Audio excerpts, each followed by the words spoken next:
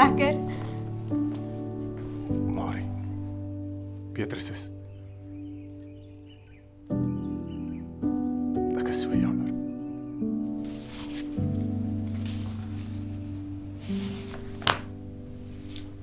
Beste besitting wat ons het is selfverantwoordelikheid. Wat hierdie families nou kort, is die Here se genade. En helpende hand.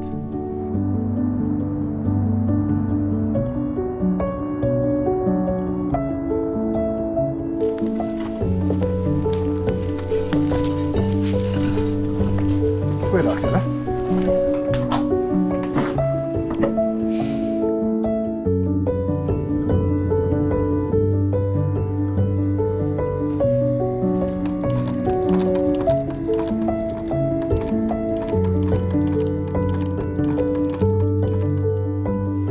En toe, wat dink jy?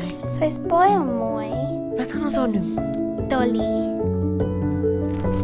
Ai, ons is so baie op. Nie te styf nie, maar die stopsel moet nie uitkom nie. Dis reg.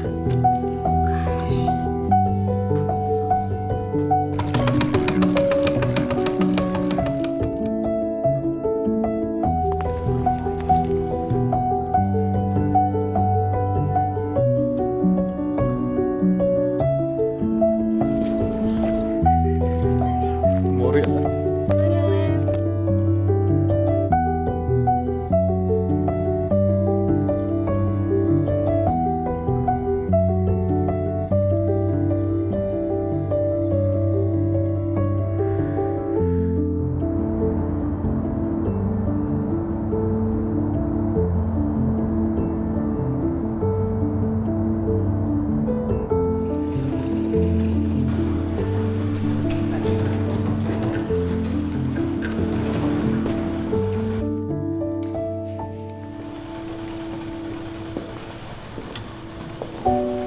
Dis nou vrouekrag. Dis alles te danke aan 'n helpende hand.